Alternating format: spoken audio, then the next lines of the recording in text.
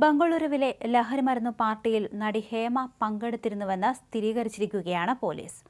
Rape പാർട്ടിയിൽ police raid നടന്നതിനു പിന്നാലെ ഹേമയുടെ പേര് പുറത്തു വന്നെങ്കിലും ഇത് നിഷേധിച്ചുകൊണ്ട് നടി രംഗത്ത് വന്നിരുന്നു. പോലീസ് റെയ്ഡ് ചെയ്ത റേപ്പ് പാർട്ടിയിൽ നടി ഹേമ ഉണ്ടായിരുന്നുവെന്ന് ബംഗളൂരു പോലീസ് പറഞ്ഞു. താൻ ഹൈദരാബാദിലെ ഫാം ഹൗസിലാണെന്ന് അവകാശപ്പെട്ട് ഹേമ ഒരു വീഡിയോ ചെയ്തിരുന്നു. ഇതിനെക്കുറിച്ച് അന്വേഷിക്കുമെന്ന് പോലീസ് മാധ്യമങ്ങളെ അറിയിച്ചിട്ടുണ്ട്. കൊക്കൈൻ, MDMA ഉൾപ്പെടെയുള്ള ലഹരി മരുന്നുകൾ പിടികൂടി. തെലുങ്ക് സിനിമാ താരങ്ങൾ ഉൾപ്പെടെ 10ഓളം പേരെ സെൻട്രൽ ക്രൈംബ്രാഞ്ച് കസ്റ്റഡിയിലെടുത്തിരുന്നു. ബംഗളൂരു ഇലക്ട്രോണിക് സിറ്റിയിലെ ഒരു ഫാം ഹൗസിലായിരുന്നു താരസമ്പന്നമായ പാർട്ടി. വൈകിട്ട് 6-ന് തുടങ്ങി രാവിലെ വരെ നീണ്ടുനിന്ന ആഘോഷമായിരുന്നു. മോഡലുകളടക്കം 100-ലധികം പേരാണ് പങ്കെടുത്തത്. പാർട്ടിയിലേക്ക് വലിയ തോതിൽ ലഹരി മരുന്നുകൾ എത്തിച്ചിട്ടുണ്ടെന്ന വിവരം സെൻട്രൽ ക്രൈംബ്രാഞ്ചിന് ലഭിച്ചിരുന്നു. ഇതേ തുടർന്നായിരുന്നു റെയ്ഡ് നടത്തിയത്.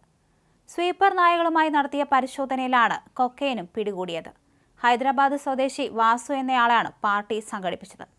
പുലർച്ചെ 3 മണിയോടെയാണ് റെയ്ഡ് നടന്നത്. പിറന്നാളാഘോഷത്തിന്റെ ഭാഗമായി നടന്ന പാർട്ടിക്ക് പുലർച്ചെ 2 മണിവരെയാണ് അനുമതി ലഭിച്ചത്. ഈ സമയം കഴിഞ്ഞും ആഘോഷം നീണ്ടുനിന്നതോടെയാണ് CBIയുടെ മയക്കുമരുന്ന് വിരുദ്ധ സ്ക്വാഡ് സ്ഥലത്ത് പരിശോധന നടത്തിയത്.